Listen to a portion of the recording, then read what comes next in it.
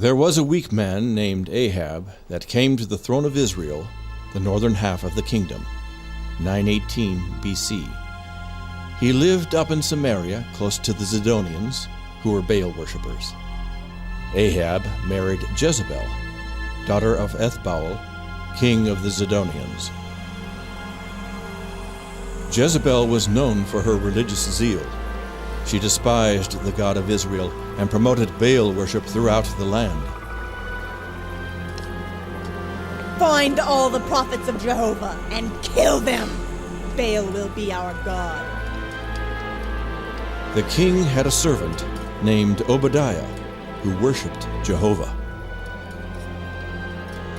I must find the prophets of God and warn them. Obadiah hid 100 prophets in a cave and brought them food and water.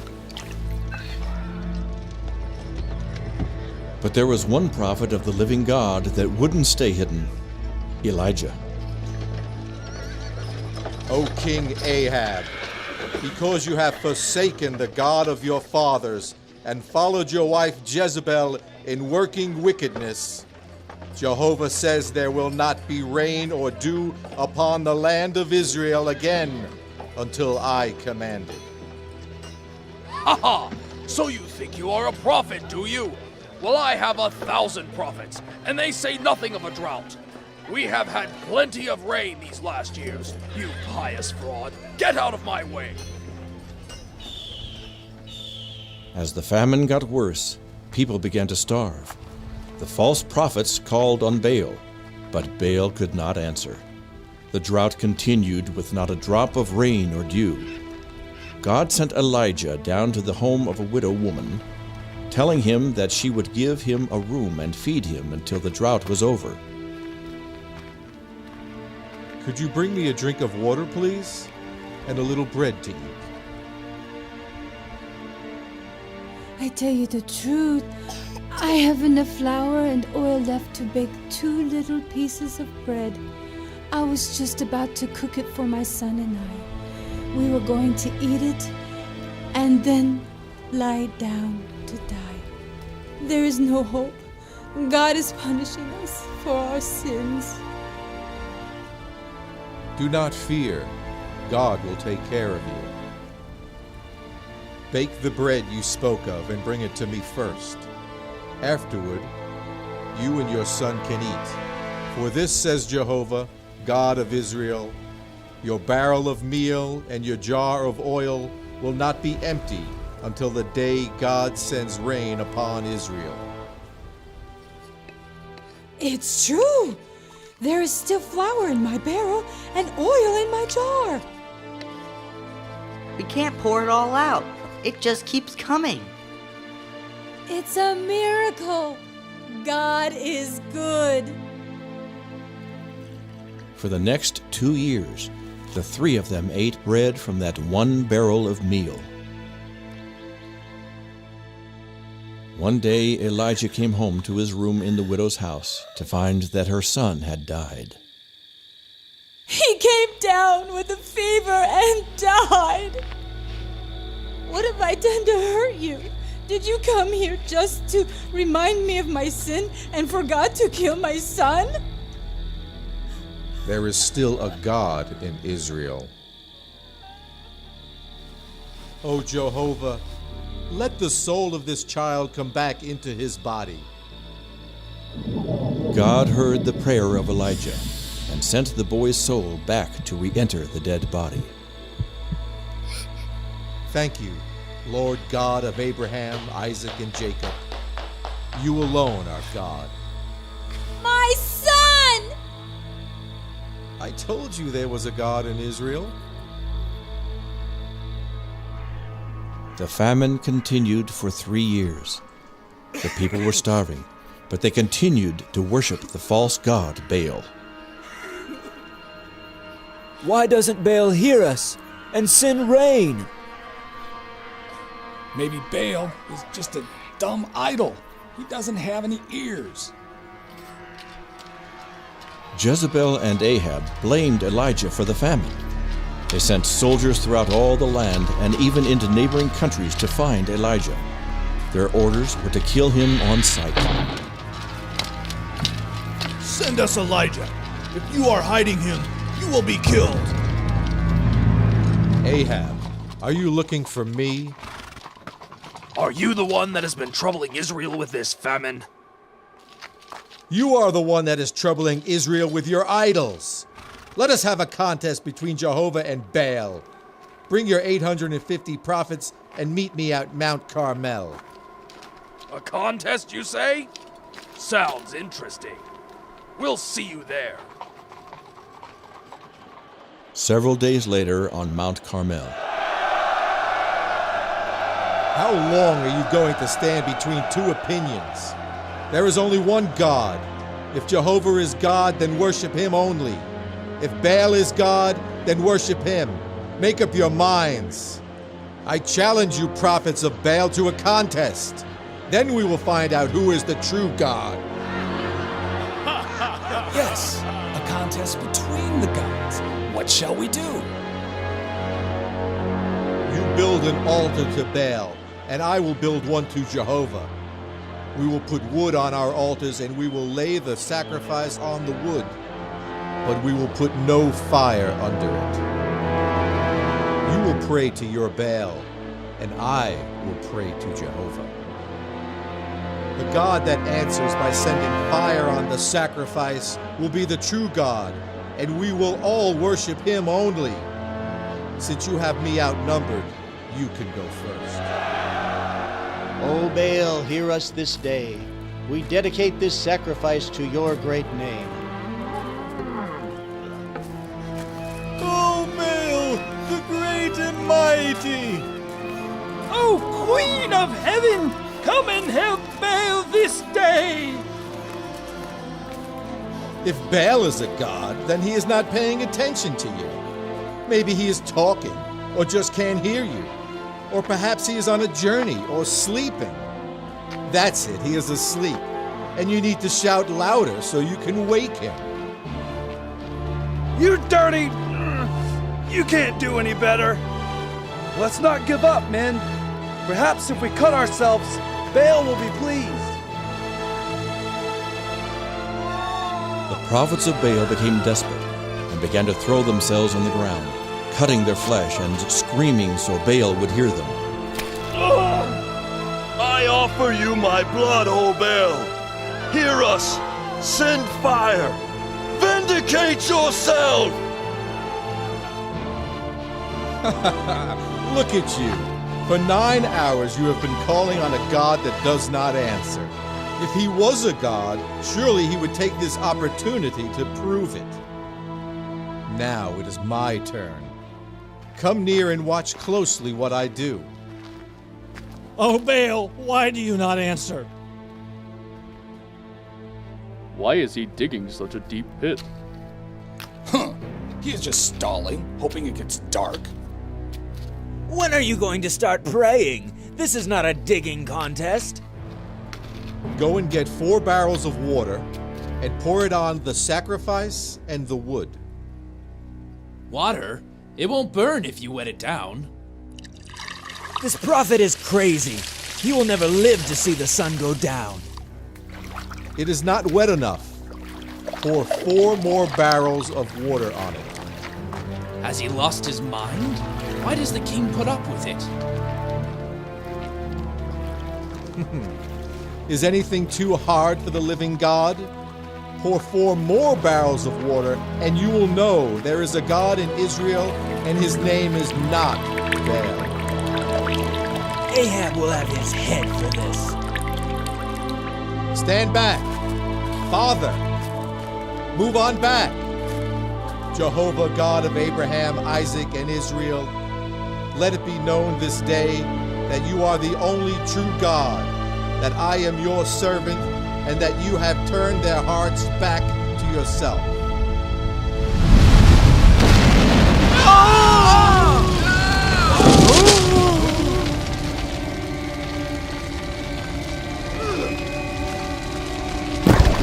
God of Abraham! It is scorching hot! Fire from heaven! Help! Behold, the God of Abraham and Isaac has answered by fire. It even burned up the rocks and dirt. What kind of God is this that has no image and yet does this? Moses commanded that we should worship Jehovah God and Him only. He commanded the death sentence on any sons of Israel that worship any other god. No! Have mercy! Kill them, all 850. But we didn't know. Put them to the sword now. The prophets of Baal were all killed. O king, you will need to eat and drink and then make haste for home. I hear the sound of an abundance of rain. 3.5 years earlier, Elijah had told Ahab that it would not rain in Israel again until Elijah so commanded. With the prophets of Baal dead and the people once again worshiping the true God, Elijah commanded it to rain.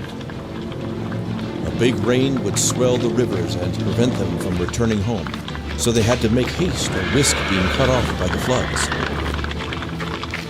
Elijah, empowered by God, ran in front of the horses for the 20-mile trip back to the king's palace. Well, I suppose you killed that Elijah. I see that Baal is sending us rain. No, dear. Elijah is just outside. He ran ahead of my chariot, all the way from Mount Carmel. That is ridiculous.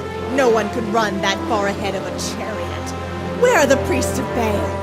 We must celebrate the coming of rain. I had them all killed. They were liars and deceivers.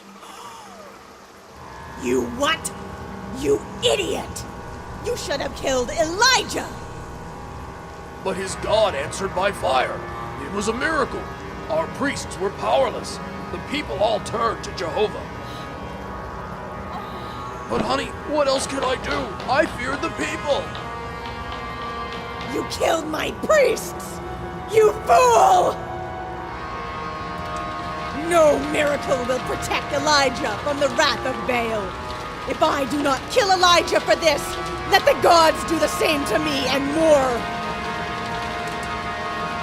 I must get away. Elijah forgot to trust God and fled for his life. O God, I have had all I can stand. Let me die now before Jezebel finds me. I am ashamed of myself. I have failed to trust you. I am no better than my sinful fathers. Just let me die. Elijah fled for 40 days deep into the wilderness to hide in a cave. He came to Mount Sinai, the same mountain on which Moses received the 10 Commandments. There, God spoke to him. Elijah, what are you doing here? Everyone has forsaken your law except me. All of your prophets have been killed. I am the only one left that worships you, and they seek my life. Go and stand on the mountain before the Lord. As Elijah stood before the Lord, there came a strong wind, but God was not in the wind. Then there came an earthquake, but God was not in the earthquake. Finally, there was a fire from heaven, but God was not in the fire. God was trying to show Elijah that he was far more terrible than Jezebel. Then, when the wind, earthquake, and fire had ceased, Elijah heard God speaking in a still, small voice. He asked Elijah the same question he had asked before. Elijah, what are you doing here? Elijah hadn't learned anything. He was still feeling sorry for himself, so he answered just as before. Everyone has forsaken your law except me. All of your prophets have been killed. I am the only one left that worships you, and they seek my life. All right, if you would have it this way, go and anoint Elisha to take your place as my prophet. And though you don't know it, there are 7,000 in Israel who have not bowed down to the statues of Baal and have not kissed his feet. Now go your way. All the family of Ahab shall die. Elijah found Elisha plowing with his oxen and anointed him to be a prophet. The Lord has said you are to be his prophet. I will sacrifice my oxen to the Lord and follow you immediately. Right next to Ahab's palace was a vineyard owned by Naboth. Ahab often looked out the window and admired its beauty, wishing it was his. The more he thought about it, the more he wanted his neighbor's property.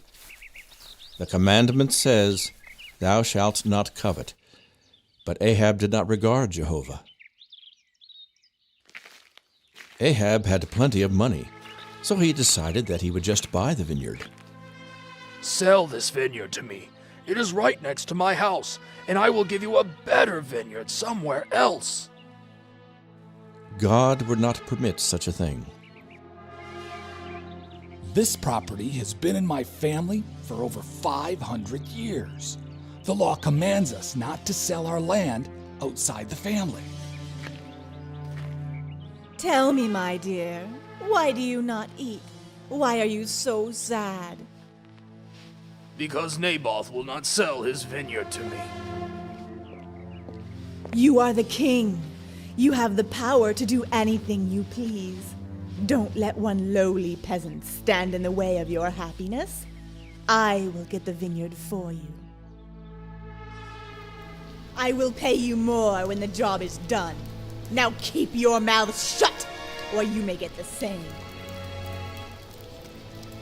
Moses' law says, "Thou shalt not bear false witness against thy neighbor." There, that's the one. Yeah, and he said the king should die. And he said God sends devils to possess the king. Then he deserves to die. They carried Naboth off and killed him. There, dear. Now you have your vineyard.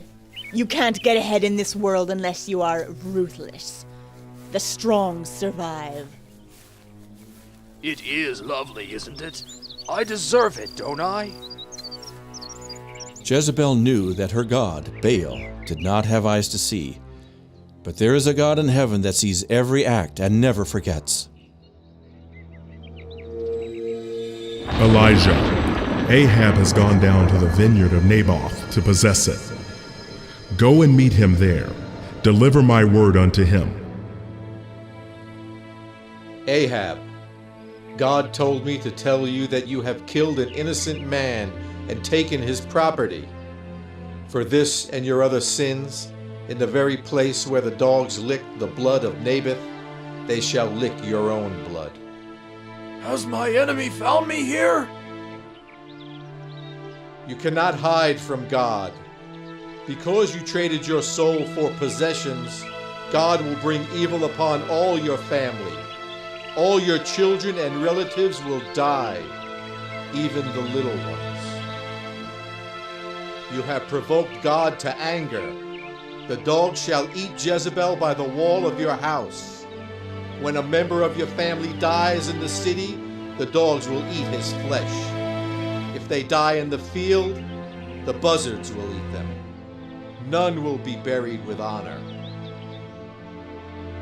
This is the word of the Lord. It shall come to pass. Please, I will start sacrificing to Jehovah. All that Elijah has said has come to pass. Ahab now sacrificed to Jehovah, but he did not follow him with a pure heart. Much later, the false prophets advised King Ahab on a military issue. Go up and fight at Ramoth Gilead, and God will give you a great victory. And all the prophets agree on this? King Ahab, Jehovah has spoken to me. You will go up to Ramoth Gilead, and there you will be killed in battle. Don't pay any attention to Micaiah. He is not the only prophet of Jehovah. There are 400 of his prophets who say that there will be great riches and success at Ramoth Gilead. I hate Micaiah. He is so negative in everything he says. King Ahab, you have worked evil in the sight of God. You consult false prophets who take money for their services. They preach lies. I saw God sitting on the throne, and all the angels of heaven were standing before him. He asked, "Since Elijah told Ahab he was going to die, he has been very careful not to get in harm's way. He must be persuaded to go into battle. Who can persuade Ahab to go to battle at Ramoth Gilead, where he will be killed?" And one said one thing, and another offered another suggestion. After discussing it, one of the angels stepped forward and said, I have an idea that will work. I will go down and be a lying spirit in the mouth of all his false prophets. I will tell them that Ahab should go into battle. That is a great idea. They will prophesy that he is going to be victorious, but when he gets into battle, I will have him killed. Go then. You think the Spirit of Jehovah left me and spoke to you? You will know who has the Spirit of Jehovah in the day when you go into an inner room to hide for fear of your life. What is this? Another prophecy? Nah! Put this fellow in prison and feed him just enough to keep him alive until I come back from the battle. Then we will kill him. If you return from the battle alive, then I am a false prophet and would deserve to die. That was a good idea, disguising yourself as an ordinary soldier. They will never know you are the king, and our men are doing well. I can't wait to see that prophet's face when you come back alive. Yeah, and this armor will protect me against any arrows. The soldier shot an arrow high in the air, not aiming at anyone in particular, just hoping to hit one of his enemies.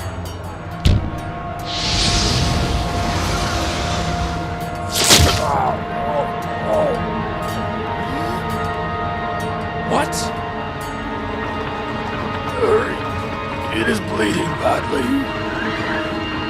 Hang on! I'm afraid he is dead. The arrow found the one spot that was not protected by armor. I guess it was just his time to die. Oh God! No! Put his body in Naboth's vineyard until we have time to deal with it properly. Just as Elijah had said, the dogs were licking the blood of Ahab right under Jezebel's window. He was the first of his household. Others were to follow. After washing the blood from Ahab's chariot, the soldier returned to the palace. Where is King Ahab? Is he celebrating his victory? You fool! You are not a prophet of God. You are a liar. Ahab is dead just as Micaiah, the prophet of Jehovah, declared. But it can't be. All the devout men agreed Ahab would be victorious. Not all. Not Micaiah, whom you slapped and put in prison. When the people hear of this, they will have your head. You are free to go. Ahab is dead. Yes, I know. And no doubt the dogs have licked his blood as God said. Jezebel will be next, and all that are related to Ahab. God has spoken. I must hide. Oh no. Micah said I would know who had the Spirit of God on the day I hid in a small room inside of a room. Ahab's sons would reign in his place, and 12 years would pass with Jezebel still living as queen. Israel would continue to worship false gods and break the commandments of God. God spoke against the house of Ahab, saying, "The time has come. All of Ahab's family will perish, even the little children. None will be left alive.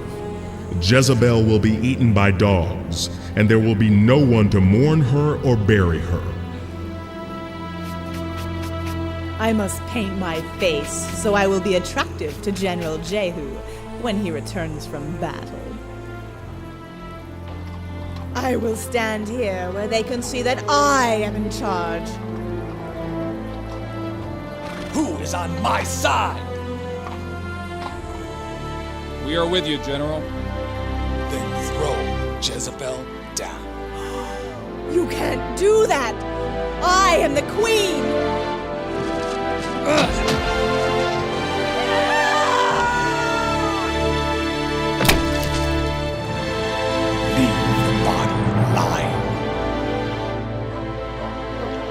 Dogs ate Jezebel and licked up her blood on the very spot where they licked her husband's blood, just as the prophet of God had said.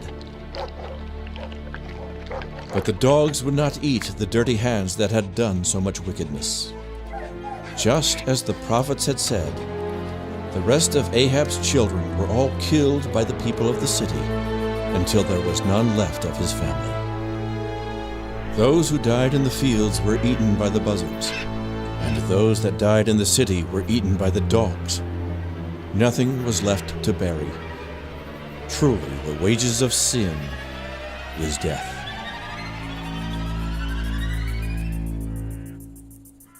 As Elijah prayed, young prophets came to Elisha to deliver a message. God has spoken to some of the young prophets. Did you know that today your master Elijah is going to be taken to heaven? Yes, God told me also, but be quiet. Do not say any more. Elisha, you stay here. I'm going to take a trip down to Jericho. As God lives, I will not let you out of my sight. I will go where you go. Did you know that your master Elijah is going to be taken up to heaven today? Yes, I know it. Now don't bother us. Keep this to yourself.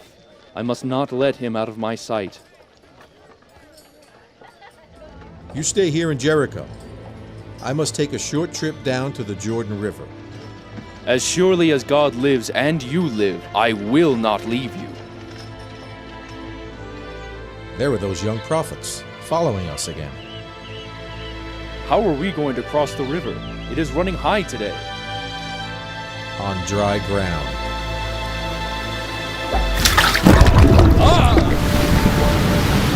Did you see that? The water stood up so they can pass. Yeah, just like with Moses. I wouldn't have missed this for anything. I wish the prophets of Baal could have seen this. What is it you would have me do for you before I depart? Give me a double portion of the Spirit of God that rests upon you. You have asked the hard thing, but it shall be done if you see me when I am taken up into heaven. A chariot of God. And a whirlwind. The chariot of fire separated Elijah from Elisha. Elijah was taken up to heaven in the whirlwind. Then all was quiet. Elijah was now in God's presence. All that is left is his mantle. It is what he used to part the waters. Where is the God of Elijah? The spirit of Elijah is upon Elisha. Man, this is some kind of day. Elisha went on to perform twice as many miracles as did Elijah. He was faithful to God, but the people would not completely turn from their idolatry. Where did Elijah go? We must go look for him. There's no use. He has gone to heaven.